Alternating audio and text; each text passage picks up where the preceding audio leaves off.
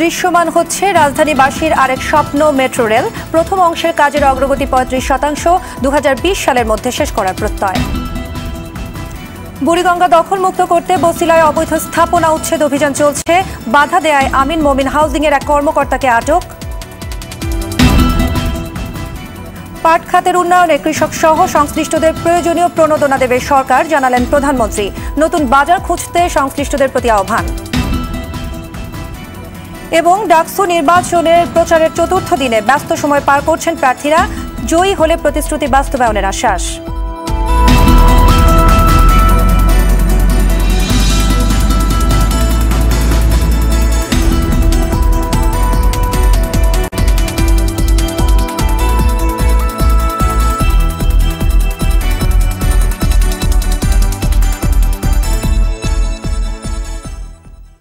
আসসালামু আলাইকুম, স্বাগত জানাচ্ছি আরটিভির দুপুরের সংবাদে। শুনছিলেন মার্কেন্টাইল ব্যাংক শিরোনাম। আপনাদের সঙ্গে আছি আমি সৈয়দা সাদিয়া বেনাজির।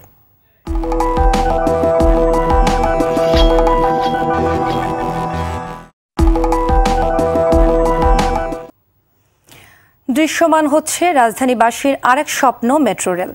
উত্তরার দিয়াবাড়ি থেকে আগারগাঁও পর্যন্ত বেশ কিছু জায়গায় এরই মধ্যে পিলারের উপর বসানো হয়েছে স্প্যান।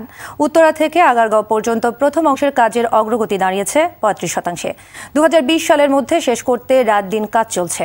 বিশেষজ্ঞরা বলছেন, রাজধানীর যানজট নিরসনে মেট্রো রেলই স্বস্তি দেবে নগরবাসীকে। নাজমুল হোসেন সাইমনের ক্যামেরায় জুলহাস কবিরের ধারাবাহিক রিপোর্টের প্রথম পর্ব।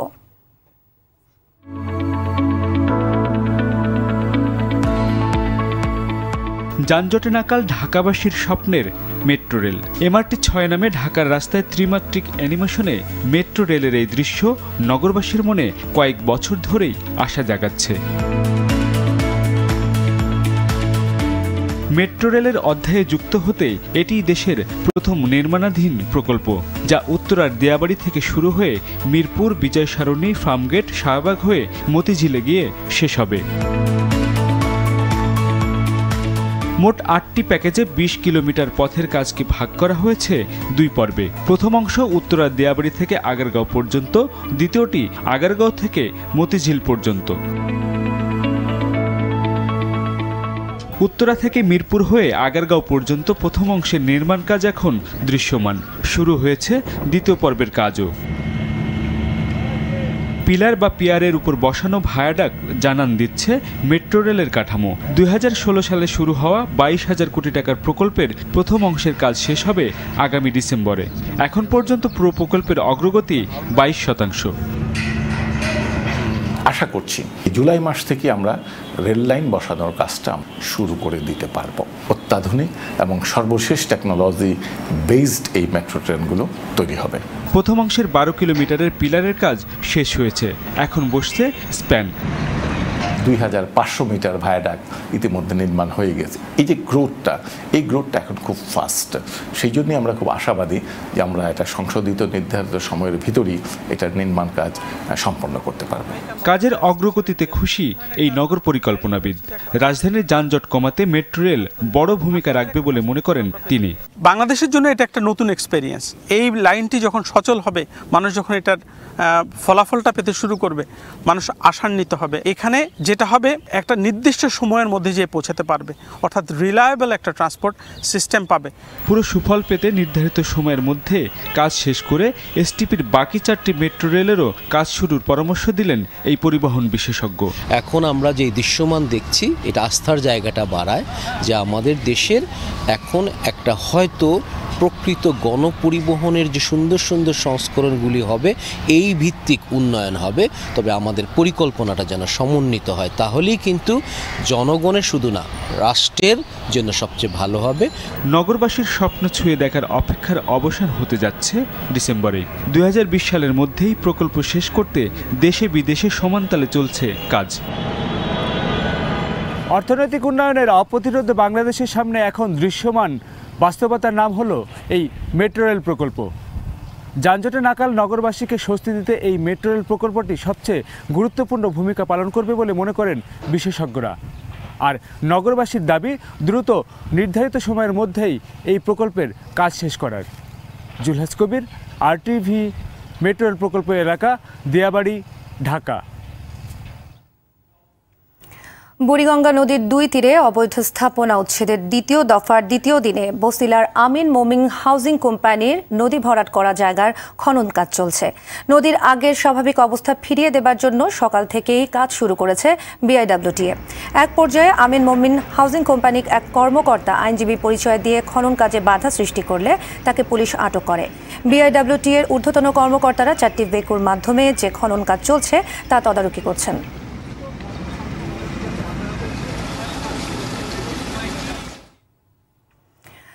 বুড়িগঙ্গার তীরে এখন চলছে দ্বিতীয় দফায় উচ্ছেদ অভিযান। দর্শক, এই মুহূর্তে বসিলায় উচ্ছেদ অভিযানে আছেন সহকর্মী শাহাবুদ্দিন শিহাব।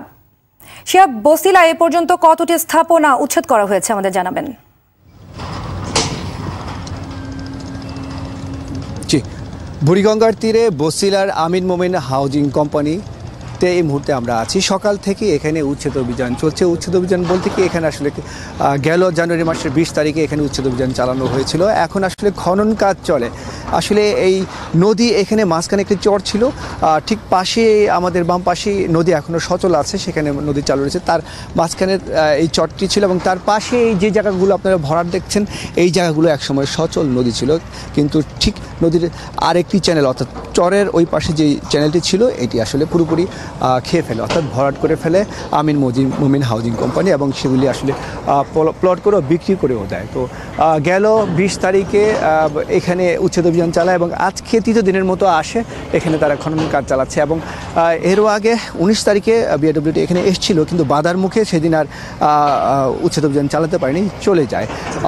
তো যাই হোক, আপনি জানেন যে প্রথম পর্যায়ে যে উচ্ছেদ অভিযান ছিল, সেই উচ্ছেদ অভিযানে 1750 অবৈধ স্থাপনা উচ্ছেদ করা হয় এবং এই দ্বিতীয় পর্যায়ের উচ্ছেদ অভিযান গতকালকে থেকে শুরু হয় এবং গতকালকে 88টি অবৈধ স্থাপনা উচ্ছেদ করে সেই বসিলার ব্রিজের দক্ষিণ পাড়ে এবং মধু সিটির প্রায় 1 কিলোমিটার অংশ দখলমুক্ত করে বিআইডব্লিউটিএ। আমরা এই মুহূর্তে কথা বলবো, এই সার্বিক কাজ তদারকিতে আছেন বিআইডব্লিউটির কর্মকর্তা যুগ্ম পরিচালক আরিফ উদ্দিন। একটি বিষয় যে আপনারা যেখানে যে উচ্ছেদ কাজ চলছে, এখনো পর্যন্ত কোনো ধরনের আজকে সারাদিনে বাধার সম্মুখীন হয়েছেন কিনা? না, আপনারা তো জানেন যে দখলদাররা সবসময় মানসিকভাবে দুর্বল থাকে এবং তারা আজকে 2-1জন আসছিল, কয়েকজন আইনজীবী সমন্বয়ে মধু সিটি এই আপনার আমিন মোমিন হাউজিংয়ের একজন ম্যানেজার আওলাদ হোসেন, তাকে আমরা গ্রেপ্তার করেছি।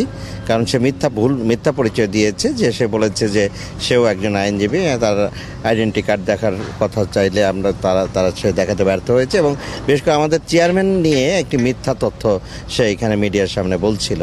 তো যাই হোক, আমরা ওই বিষয়গুলো নিয়ে আমলে নিচ্ছি না। আমরা প্রকৃতপক্ষে তুরাগ নদী, এই তুরাগ নদীর একটি চ্যানেল সম্পূর্ণরূপে আপনার ভরাট করে এখানে একটি হাউজিং আমিন মোমিন হাউজিং নামে একটি হাউজিং সিটি গড়ে তুলেছিল। এটি প্রকৃতপক্ষে 5 বছর আগেও কিন্তু একটি প্রবহমান ছিল। 250 ফিট আপনার প্রশস্ত, 2800 ফিট দৈর্ঘ্য এই চ্যানেলটি একেবারে পুরোপুরি আপনার ভরাট করে এখানে প্লটিং করা হয়েছিল, যেটি আপনার গত 20 তারিখে আমরা উচ্ছেদ করেছিলাম। তারা হয়তো ভেবেছিল আমরা উচ্ছেদ করেই ক্ষান্ত হব, কিন্তু তারা ভাবেনি যে এখানে আমরা ওয়াশ আউট করবো। এখানে গত পরশুদিন মাননীয় নৌ পরিবহন সচিব মন্ত্রণালয়ের এবং বিআইডব্লিউটির ঊর্ধ্বতন কর্মকর্তাবৃন্দকে নিয়ে উনি সরেজমিনে এসেছিলেন। উনি এতটাই আহত হয়েছিলেন, যে এতটাই ক্ষুব্ধ হয়েছেন যে তাৎক্ষণিকভাবে তিনি নির্দেশ দিয়েছিলেন এটা উচ্ছেদ অপসারণ অভিযান শুরু করার জন্য এবং চ্যানেলটি পুরোপুরি প্রবহমান করার জন্য। আমরা সেই নির্দেশনা মোতাবেক খুব দ্রুতই আমরা ব্যবস্থা নিয়েছি এবং আজকে বিআইডব্লিউটি এর ড্রেজিং বিভাগের নেতৃত্বে আমাদের chief engineer dredging Abdul Matin সাহেবের নেতৃত্বে এই আপনার খনন কার্য শুরু হয়েছে। এটি আপনার আজকে 4টে এক্সকেভেটর এখানে দেখতে পাচ্ছেন। আমরা বিকেল নাগাদ কিন্তু সন্ধ্যা নাগাদ আরও বেশ কয়েকটি এক্সকেভেটর আসবে এবং বিআইডব্লিউটি এর ড্রেজার ব্যবহারের সবচেয়ে উচ্চ ক্ষমতা সম্পন্ন ড্রেজার 26 ইঞ্চি কাটা সেকশন ড্রেজার, একটিমাত্র ড্রেজার আছে আমাদের, সেই ড্রেজারটা এখানে আসবে এবং আমরা এই ওয়াশ আউট করে মাঝখানের যে উপরের যে আপনার ইটের সলিং দেখছেন বা রাবিশ আছে, সেগুলো আপনার উপর থেকে কেটে আমরা ড্রেজিং করে আমরা আনুমানিক 2 থেকে 3 মাস। একটি বিষয়ে যে সাদি, আপনি জানতে পারলেন যে এখানে এই মুহূর্তে যে 4টি ভেকু দিয়ে যে মাটি সরানোর কাজ চলছে, সেই মাটি সরানোর কাজটি শেষ হওয়া মাত্রই এখানে আবার ড্রেজার অলরেডি ব্রাহ্মণবাড়িয়া থেকে রওনা দিয়েছে সেই ড্রেজারটি পৌঁছা মাত্র এখানে আবার এই বালুগুলি একেবারে চিরতরে সরিয়ে দিয়ে এখানে আসলে আবার নদীকে আগের অবস্থায় ফিরে নেওয়া হবে এবং নদীকে আগের মতো সচল করা হবে। এ ছিল আমার কাছে সর্বশেষ তথ্য বুড়িগঙ্গা এবং তুরাগের সংযোগস্থল থেকে। শিহাব, আপনাকে ধন্যবাদ। দর্শক, বসিলা থেকে নদী দখল মুক্ত করার খবর জানাচ্ছিলেন সহকর্মী শাহাবুদ্দিন শিহাব। চলে যাচ্ছি পরের সংবাদে। পাট শিল্প ও পাট খাতের উন্নয়নে কৃষক সহ সংশ্লিষ্টদের প্রয়োজনীয় সব প্রণোদনা দেবে সরকার। সকালে বঙ্গবন্ধু আন্তর্জাতিক সম্মেলন কেন্দ্রে জাতীয় পাট দিবসের অনুষ্ঠানে এমনটা জানিয়ে প্রধানমন্ত্রী শেখ হাসিনা আশা করেন পাটই একসময় দেশের উন্নয়নের দুয়ার খুলে দেবে। তিনি পাটের ব্যবহারকে বহুমুখী করে রপ্তানির জন্য নতুন বাজার খোঁজার নির্দেশ দেন। মারুফ রেজার রিপোর্ট।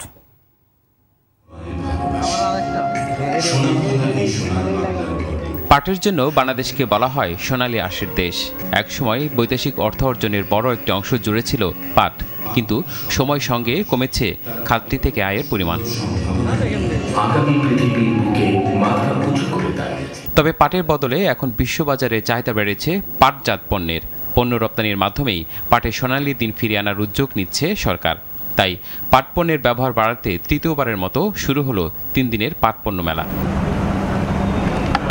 মেলার উদ্বোধনী বক্তব্যে প্রধানমন্ত্রী বলেন, বিশ্ববাজারে পাটের চাহিদা থাকলেও লোকসানের অজুহাতে একসময় এদেশের শিল্পটি বন্ধ করে দেয় বিএনপি সরকার। আমাদের প্রচেষ্টা যে আমাদের এই পাট পণ্যটাকে কিভাবে আমরা রক্ষা করে উৎপাদন বৃদ্ধি করে এর বহুমুখী ব্যবহারের মধ্য দিয়ে একটা অর্থকরী ফসল হিসেবে এবং পণ্য হিসেবে আরো বিকাশ সাধন করতে পারি। দেশীয় পাট পণ্যের চাহিদা বাড়াতে নতুন বাজার খোলার পরামর্শ দেন শেখ হাসিনা।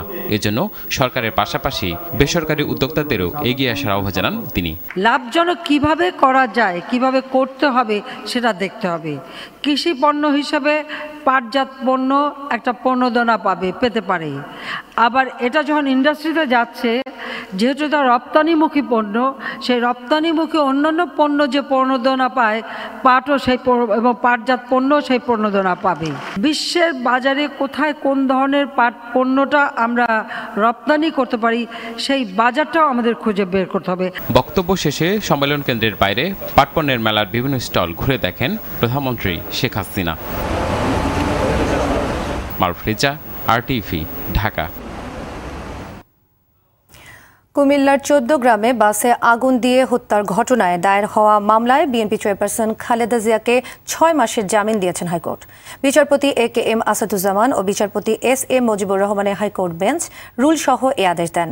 গেল 4 ফেব্রুয়ারি কুমিল্লার আদালত তার জামিন নামঞ্জুর করেছিলেন।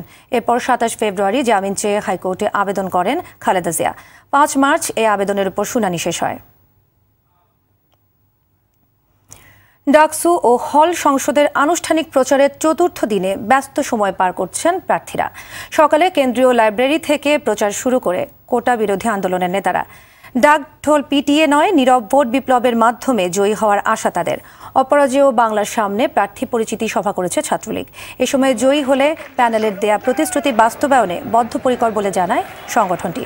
কলা ভবনের সামনে থেকে প্রচার চালায় ছাত্রদল। লেভেল প্লেয়িং ফিল্ড না থাকলে নির্বাচন থেকে সরে আসার হুঁশিয়ারি দেওয়া হয়।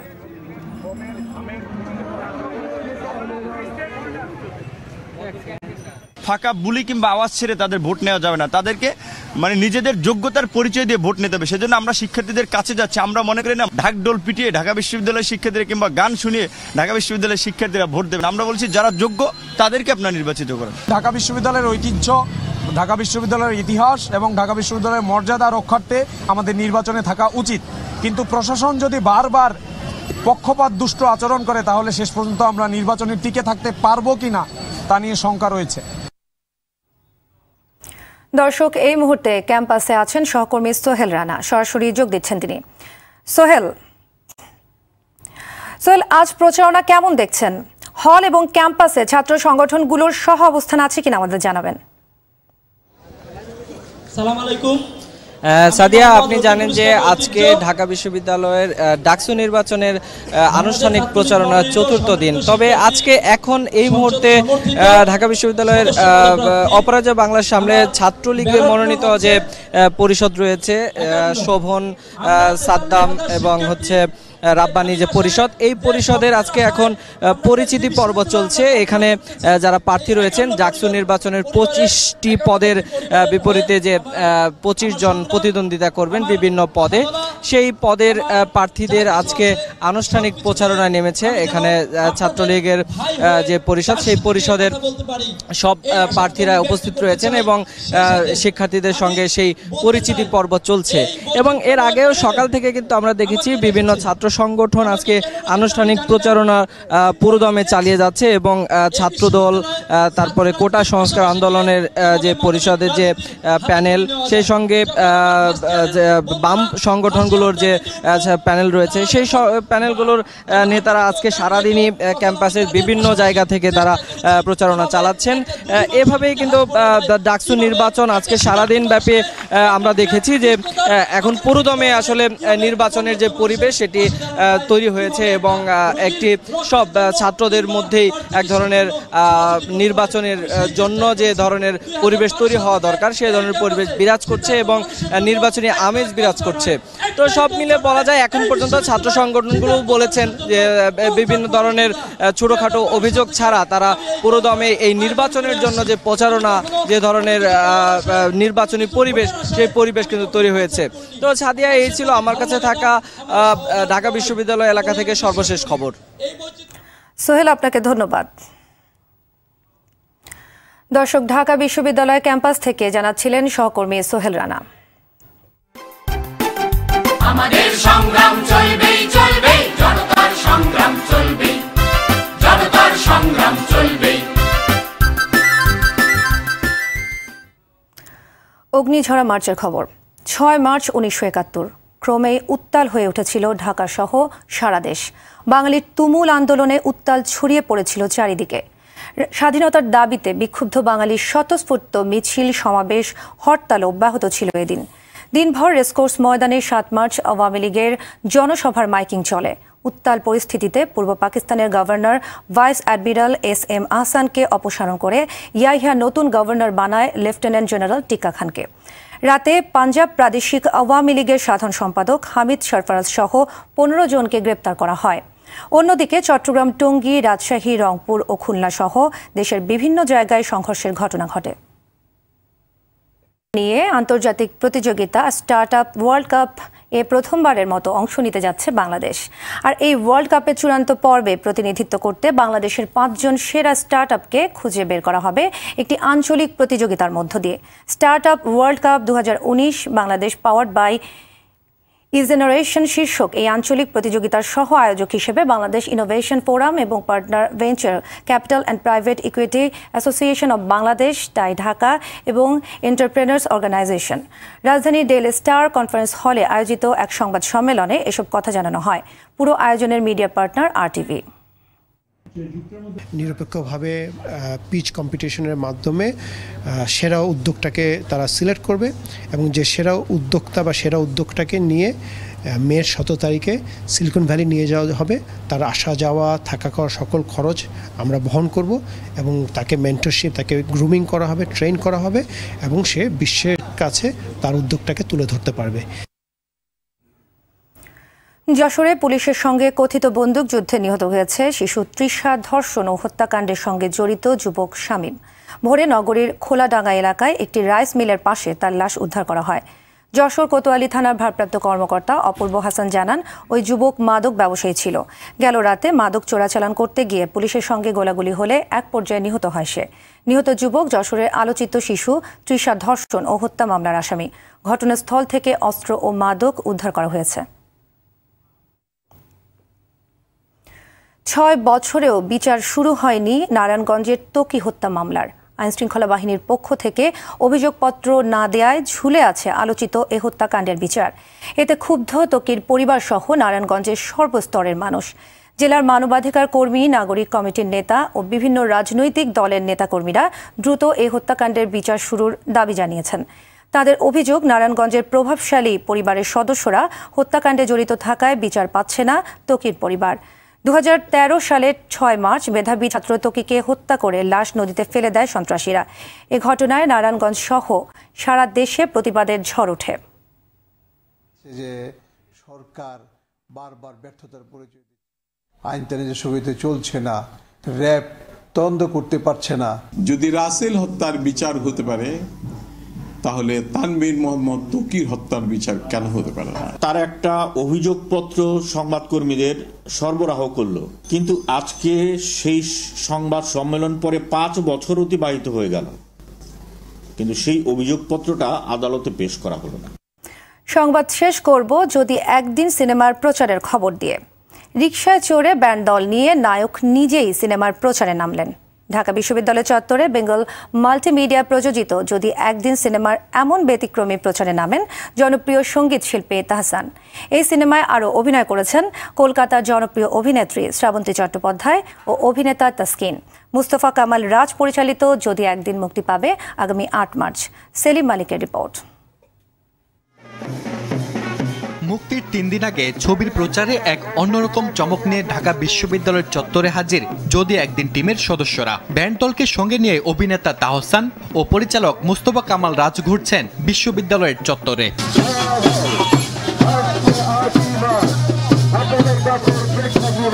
পরিচালকের পাশে রিকশায় বসে নিজেই মাইকিং করছেন সিনেমার নায়ক তাহসান। যখন শ্যুট করছিলাম তখন আমাদের সিনেমাটোগ্রাফারের চোখ দিয়ে পানি পড়েছে, যিনি এডিট করেছে তার চোখেও পানি পড়েছে, যিনি সাউন্ড ডিজাইন করেছে তার চোখেও পানি পড়েছে। সো আমরা ওই জায়গাটাতে একটা পরিবারের ছবি যেন ওই ইমোশনটা টাচ করতে পারে, সেই ধরনের ছবি অনেক দিন বাংলাদেশে হচ্ছে না, সেই জায়গাটা আমরা পূরণ করব এবং সেই কারণে এই সিনেমাটা মানুষ দেখবে। পরিচালক মুস্তফা কামাল রাজ জানান এটি তার নির্মিত শ্রেষ্ঠ সিনেমা। নিজে ইমপ্রেসড যে একটা ছবি, আমি অ্যাজ এ অডিয়েন্স হিসেবে বলতেছি এবং অ্যাজ এ ডিরেক্টর হিসেবে বলতেছি আমার লাইফের সেরা ছবি। আর দর্শক নিবে এই কারণ ছবিতে দর্শকের অনেক ইমোশনস আছে, রোমান্স আছে, অনেক সাসপেন্স আছে। মানে ছবি শুরু থেকে স্টার্ট করলে শেষ পর্যন্ত দেখতে হবে ছবিটা। প্রতিটা মানুষেরই স্বপ্ন থাকে। আগামী 8 মার্চ দেশের অন্তত 30টি হলে মুক্তি পাবে যদি একদিন। ছবিটি প্রযোজনা করেছে বেঙ্গল মাল্টিমিডিয়া লিমিটেড। কেবলই উচ্ছ্বাস, রূপকথাকে তো কিছুটা হলেও মায়ের ভালোবাসা দিতে পারি। পরিবারের সবাইকে নিয়ে হলে গিয়ে দেখার মতো ছবি যদি একদিন। রূপকথা তুই তো আমারই জীবনের চেয়ে আরো দামি। সেলিম মালিক, RTV, ঢাকা। দুপুরের সংবাদ শেষ করার আগে মার্কেন্টাইল ব্যাংক শিরোনামগুলো আরও একবার।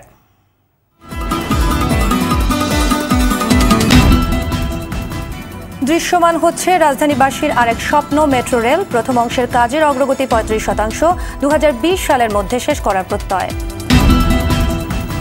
বুড়িগঙ্গা দখলমুক্ত করতে বছিলায় অবৈধ স্থাপনা উচ্ছেদ অভিযান চলছে। বাধা দেয়ায় আমিন মোমিন হাউজিংয়ের এক কর্মকর্তাকে আটক। পাট খাতের উন্নয়নে কৃষক সহ সংশ্লিষ্টদের প্রয়োজনীয় প্রণোদনা দেবে সরকার, জানালেন প্রধানমন্ত্রী। নতুন বাজার খুঁজতে সংশ্লিষ্টদের প্রতি আহ্বান। এবং ডাকসু নির্বাচনের প্রচারের 4র্থ দিনে ব্যস্ত সময় পার করছেন প্রার্থীরা। জয়ী হলে প্রতিশ্রুতি বাস্তবায়নের আশ্বাস।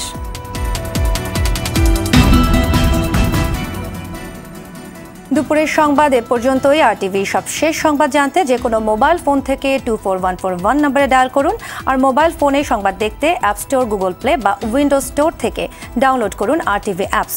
এছাড়াও তাৎক্ষণিক ও বিনোদন সংবাদ জানতে বিশ্বের যে কোনো প্রান্ত থেকে ভিজিট করুন facebook.com/RTV online এবং youtube.com/RTV digitals। ধন্যবাদ সবাইকে।